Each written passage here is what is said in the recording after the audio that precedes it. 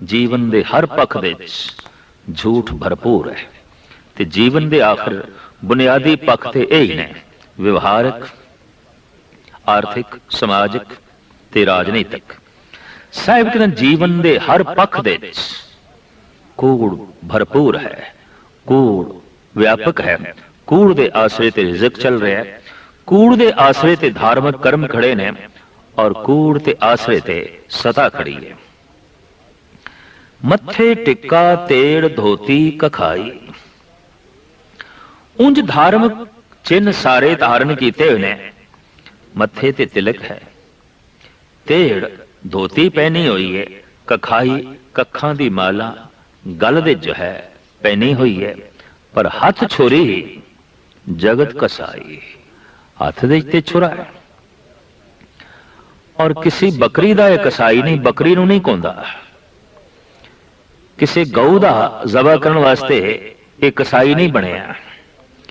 ये किसी मुर्गे नूं नहीं कटना चाहता, जगत कसाई है ते जगत कसाई है, जगत नूं ही वडना चाहता है, जगत नूं ही धोखा देना चाहता है, जगत दा ही गल वडना चाहता है। इन्ना वड्डा कसाई। झूठ दा छुरा कोल है, कोई भी इसकी लपेट दे चावे ये गर्दन कट्टण नूं तैयार है। भाव झूठ दा व्यवहार ये सारियां नाल करी जांदा है और हथ दे च इसी झूठ दी छुरी नाल हर एक नूं ज़बह करी जांदा है, हर एक नूं जो है कोई जांदा है। नील वस्त्र पहर होवे परवान, मलेच धान ले पूजे पुराण। साहिब कहते जिहड़ा खत्री है उस वक्त दी रूपरेखा कि राज दरबार तक पहुंचना है तो वस्त्र नीले पहन लेंदा है, क्योंकि तां ही प्रवान होंदा सी, तां ही राज सभा दे जान दिता जांदा सी और मलेच्छा दा धान लेंदा है। लेकिन पूजदा पुराण नूं है। भाव जिन्हां नूं ये मलेच्छ कहंदा है धान उन्हां तो लेंदा है और पूजा पुराण दी करदा है।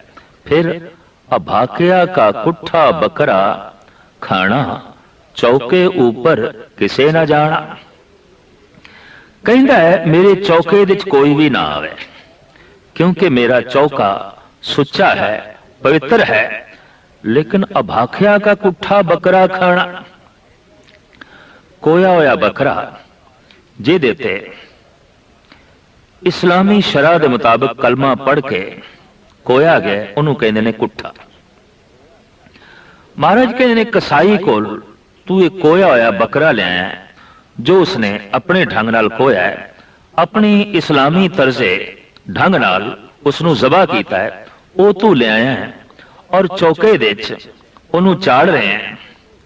ते फिर कहना मेरे चौके च कोई ना आवे, मेरा चौका सुच्चा है। महाराज कहते तेरा चौका किस तरह सुच्चा हो गया? वो तो अपवित्र है। दे के चौका कड्डी कार, लीपा पोची करके चारों पासे कारियां कट दित्तियां, लकीरां पा दित्तियां कि मेरे चौके दे कोई ना आवे। साहिब कहते नहीं, ऊपर आए बैठे कुड़ियार, ये जो चौके दे बैठे ने ये कूड़े ने, झूठे ने। ते जे कूड़ चौके दे बैठा है तो चौका सुच्चा नहीं है, चौका अपवित्र है। मत भेटे वे मत भेटे, एहो अन्न असाडा फिटे। पर तू कहना मता किधरे मेरा अन्न भेट ना जाए, कोई मेरे चौके दे ना आवे, मेरा भोजन भ्रष्ट ना हो जाए। पर साहिब कहते तू अंदर गया और तेरे हृदय च कूड़ है, ते जे चौके दे कूड़ चला गया, झूठ चला गया, तो चौका सुच्चा किस तरह होया? चौका पावन किस तरह होया? तन फिटे फेड़ करेन, मन झूठे चुली भरेन। तन अपवित्र है, मलिन है, ये भोजन छकदा है, ते झूठा मन है, ये चुलियां पिया भरदा है, चुली पिया करदा है, भाव हाथ मुंह साफ पिया करदा है। साहिब कहंदे कहो नानक सच ध्याईए, सुच होवे तां सच पाईए। सुच ते तां होंदी है जे सच दी प्राप्ति होवे, ते सच दी प्राप्ति तां होंदी है जे सच विच ध्यान जोड़िए। कहो नानक सच ध्याईए, सुच होवे तां सच पाईए। नाल जो पौड़ी है 16वीं, ਉਹਦੇ सतगुरु देव जी महाराज फरमान करते हैं कि वह जिहड़ा परिपूर्ण परमात्मा है, मता किधरे तेरे अंदर ख्याल पैदा हो जाए कि इतना वड्डा उसने पसारा पसारिया, इन्ने ब्रह्मंड, इन्ने सूरज चंद तारे ग्रह नक्षत्र, इतने पशी ते पक्षी और सागर दरिया पहाड़, कुछ एक नूं भुल गया होवेगा, कुछ उसके चेते दे चों निकल गए होणगे। महाराज कहते ऐसी गल नहीं है। चित्ते अंदर सब को, उहदे चेते दे सब कुछ है। ऐसा नहीं कि वह किसी नूं भुल गया। एक कीड़ी भी उसके चेते च है, एक हाथी भी उसके चेते च है, रेत का एक जर्रा भी उसके चेते च है और सूरज भी उसके चेते दे च है, एक पत्ता भी उसके चेते दे च है, एक पहाड़ भी उसके चेते च है, एक कीड़ी भी उसके चेते च है, एक मनुख भी उसके चेते च है, तो उसकी याद दे च है, सब कुछ उसके चेते दे च है। इथों ही पता चलता है कि उस परमात्मा का चेता कितना महान है, उसकी चेते शक्ति कितनी अजीम है। पर महाराज कहते मेरा यही नहीं कि सब कुछ उसके चेते दे च है, बल्कि सब कुछ उसकी निगाह दे हेठ, उसकी निगाह दे थले। चित्ते अंदर सब को वेख नदरी हेठ चलाएंदा, सब कुछ नू अपने निगाह दे हेठ रखता है और सारा ब्रह्मंड चल रहा है उसकी निगाह दे हेठ। सारा ब्रह्मंड कार्य कर रहा है, सब कुछ उसके चेते दे, भुलिया कुछ नहीं। किसी भी मनुख नू अपने घर का सारा साजो समान चेते च नहीं होवेगा। कुछ ऐसा होता है जो चेते च निकल जाता है, निक्का जिहा घर, थोड़ा जिहा साजो सामान, लेकिन सब कुछ चेते दे च नहीं। इन्ने महान ब्रह्मंड और किन्ने क ने, इसकी गिनती भी नहीं, मनुख दे कोल आंकड़े ही नहीं कि आंक सके, संख्या कर सके, गिन सके। पर सब कुछ उसके चेते दे, चाहे सूक्ष्म है, चाहे अस्थूल है, चाहे तुच्छ है, चाहे महान है, चाहे कमजोर है, चाहे शक्तिशाली है, सब कुछ उसके चेते दे। चित्ते अंदर सब को वेख नदरी हेठ चलाएंदा, आपे दे वडियाइयां आपे ही कर्म कराएंदा। ऐसा बख्शिंद परिपूर्ण परमात्मा है, वो आप ही बख्शिश करके वडियाइयां दे देंदा है। वडियाई कई पक्ष दी, कई पहलुआं दी और तरह तरह दे कर्म दी प्रेरणा आप वो दे रहे है। सारियां च बैठ के वडो वडा वड मेदनी सिरे सिर धंधे लाएंदा। वडियां तो वड्डा है, महान वड्डा है, सारी सृष्टि दे रचन वाला है ते मालिक है। हर एक नू अपने अपने धंधे ते लाया, सिरे सिर धंधे लाएंदा। तुद संसार उपाया सिरे सिर धंधे लाया। वंड दिते ने धंधे उस परिपूर्ण परमात्मा ने। कीड़ियां दे अपने धंधे, मकोड़ियां दे अपने धंधे, पशुओं दे अपने धंधे, पक्षियां दे अपने धंधे, जल जंतुओं दे अपने धंधे, थल जंतुओं दे अपने धंधे, नभ जंतुओं दे अपने धंधे। और बड़े सोहने ढंग नाल ये परिपूर्ण परमात्मा ने वंड कर दी है। धंधे का मुख मुद्दा तो यही होंदा है रिज़्क दी तलाश। तो जल जंतु भी तलाश कर रहे हैं, पंछी भी रिज़्क दी तलाश कर रहे हैं, पशु भी कर रहे हैं, मनुख कर रहे हैं। मुख धंधा यही है।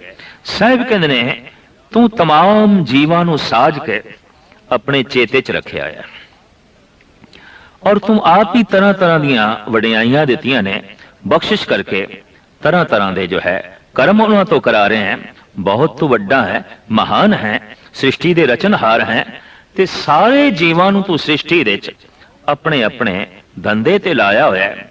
नदर उपट्ठी जे करे सुल्ताना घाव कराएंदा। हे प्रभु ऐसा भी देखे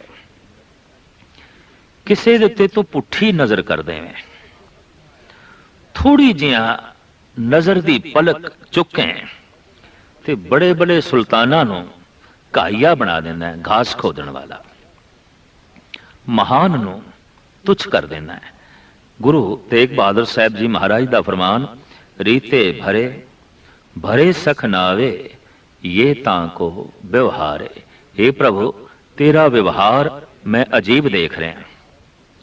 तेरा भी एक धंधा खालियां नूं भरी जा रहे हैं और भरे आयां नूं खाली कर जा रहे हैं। भिखारी नूं किधरे तू सम्राट बना देना है और सम्राट नूं किधरे भिखारी बना देना है। इस वास्ते साहिब श्री गुरु नानक देव जी महाराज कहते ने, जे किधरे तेरी थोड़ी जिहा नजर पुठी हो जाए तो बड़े बड़े सुल्तान घाईए होंदे देखे ने, घास वर्गे हो जाते ने, बाह उन्हां दी सारी औकात खत्म हो जाती है। और इस हद तक कि दर मंगन भिख ना पाएंदा। भिखारी बन के जे किसी द्वार ते जाके भिक्षा भी मंगदा है तो हुण भिख दी भी प्राप्ति नहीं आउंदी। असीं देखते हैं कि संसार विच ऐसा होया है, कल जो महान सन अज तुच्छ हो गए। ये नियम सिर्फ मनुखां ते ही लागू नहीं, सब कुछ ते लागू है। क्योंकि हर चीज वधदी है ते वधण तो बाद घाटे की तरफ आउंदी है। और जैसे घटना आरंभ होंदा है उसका फिर तुच्छ होना आरंभ हो जाता है। एक शिखर ते पहुंच के पहाड़ भी घटते ने, सूरज चंद तारे भी घटते ने।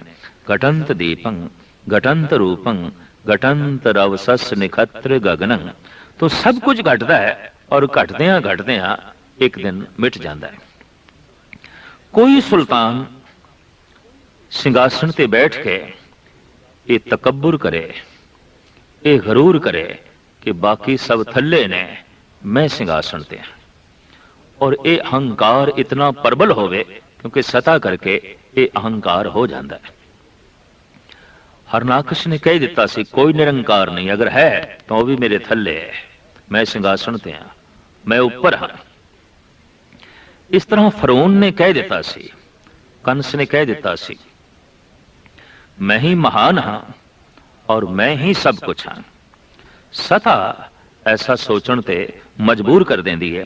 अगर कोई सुल्तान जो सिंहासन ते बैठा है और आखे सब छोटे ने, सब तुच्छ ने, मैं ही महान हाँ, मैं ही वड्डा हाँ, तो महाराज कहने नदर उपट्ठी जे करे सुल्ताना घाव कराएंदा। ऐ सुल्तान, जे थोड़ी जी उसकी निगाह फिर जाए, पुठी हो जाए, तो बड़े बड़े सुल्ताना नूं घास वर्गा होंदा देखे। और फिर हालत ऐसी बनती है कि दर मंगन भिख ना पाएंदा। द्वार द्वार ते जावे, भिक्षा मंगे ते कोई इसकी झोली दे भिख भी पाण नूं जो है तैयार नहीं आउंदा। कल दे सम्राट भिखारी बने हुए इतिहास दे असीं देखते हैं और अज दे भिखारी असी सम्राट भी बने हुए जो है देखते हैं। प्रभु दी ये अगम्मी लीला, ये उसके अगम्मी कौतक साहिब श्री गुरु नानक देव जी महाराज इस पौड़ी दे मूल गल ये दसदे पे ने कि सब कुछ उसके चेते दे है। आपे जीवां नूं वडियाइयां देंदा है, कर्म की प्रेरणा देंदा है, सृष्टि का मालिक है, सिरे सिर जीवां नूं धंधे लाया होया है। और कोई अगर उच्चे रुतबे ते पहुंच गया, वडियाइयां उसनूं प्राप्त हो गई ने, ते अगर वो हंकारी हो जाए तो निगाह उसकी पुठी भी हो जाती है और वो भिखारी हो सकता है। श्लोकां दे मूल भाव वही सुच्चा है जिहदे अंदर सच है। फोकट कर्म करे लेकिन हृदय दे सच नहीं तो वह कतई सुच्चा नहीं। साच बिना कै सूचा होई, कहो नानक सच ध्याइए। सुच होवे तां सच पाइए। ये सच की प्राप्ति होवे तां जो है सुच्चा है। और जो सुच्चा है उसनों इस करते पुरख की लीला का पता चल जाता है कि सब कुछ उस परमात्मा के चेते दे है, सब कुछ उसकी निगाह दे हेठ है।